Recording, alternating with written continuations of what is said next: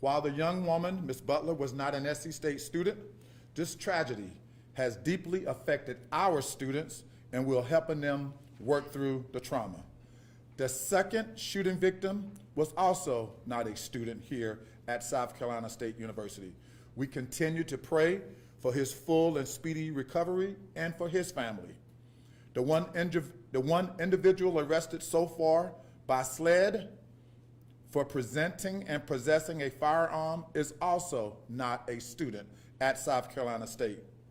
Because this remains an active investigation, I cannot comment on the incident details or the investigative process. We continue to cooperate fully with SLED as investigators work to bring those responsible to justice. My family and I remained on campus throughout the weekend. As I walked around on Sunday and spoke with students, I was impressed by their strength and their resiliency in the wake of these tragic circumstances. Last evening, several members of the university administrative staff conducted an online town hall for parents and alumni to discuss campus safety and address their concerns. Well over 1,300 participants were on that call. This morning, I met with faculty and staff for the same purpose, and in just a few moments, I will meet with our great students in a forum organized by our Student Government Association and their president, Ms. Tucker. During homecoming, more than 200 law enforcement officers and security personnel from agencies across the state were on site. These law enforcement personnel worked for more than 2 months to institute safety measures designed to protect students, employees, and visitors to our campus. Despite these coordinated efforts, people intent on disregarding all laws and human life chose to open fire on our campus. Over the last 3 years, South Carolina State University has made significant investments to enhance campus safety. We have installed hundreds of surveillance cameras across the academic, residential, and outdoor areas, increased the number of sworn officers and security personnel, added a gun-sniffing dog, and expanded light and access control systems.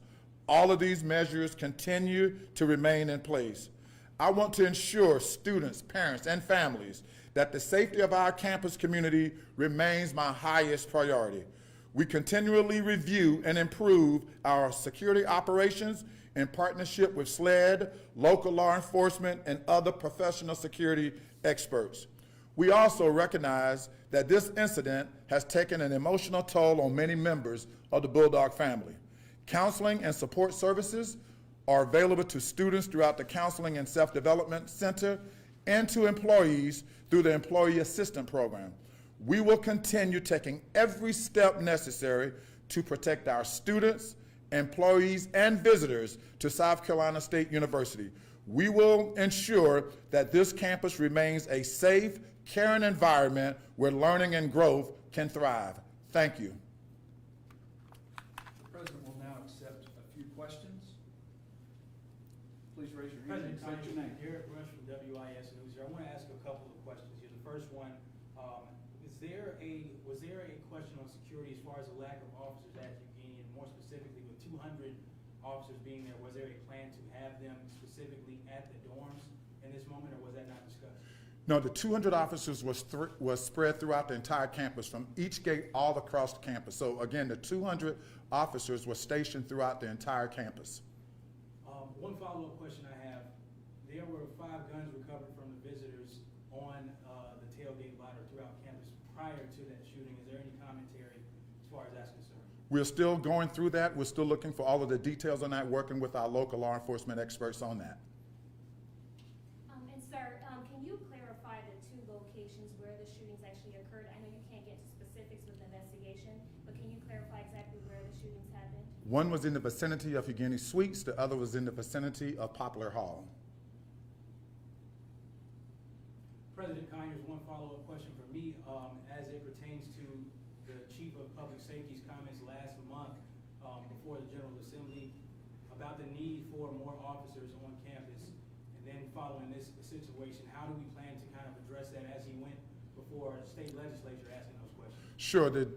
The comments made last month by Chief Johnson pertain to the daily challenges that nearly every law enforcement agency experience. This weekend was not the case. This weekend brought in over 200 officers from across all agencies across the state. So while every department is challenged, this weekend the incident this weekend did not play into that because we had more than sufficient officers throughout the campus.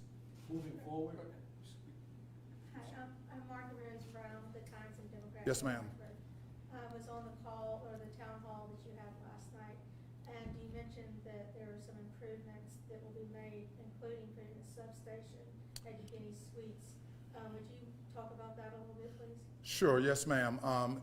In reviewing the incidents on the campus for the past decade or so, I've come to the conclusion that, we have most of our major incidents happen in the vicinity of Eugenie Suites, and that's because it's a 750-bed sprawling complex.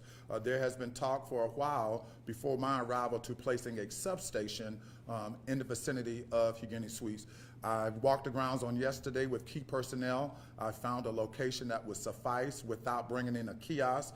It would be a hard office, a hard location, and we expect to have a substation or community service office in the immediate vicinity of Eugenie Suites within the next 30 days. Thank you. Will class be back in session tomorrow? What words, if it is, what words can you give, especially families or parents that are listening? I will meet with the students momentarily. Depends on that session with our students, and I'll speak with our students' leaders and my provost, Dr. Evans, and we will make an assessment at that time after meeting with the students on whether or not we will conduct classes tomorrow. Their mental health, their well-being is our #1 priority. We know at some point in time we must try to get back to some normalcy, but with that being in mind, we will continue to assess the situation. We have time for one more question over here. Thank you. How can the alumni network community, what kind of support can you ask from them at this time? We just ask for the alumni community to continue to pray for those affected, to continue to work with the university to acquire additional resources that may be needed.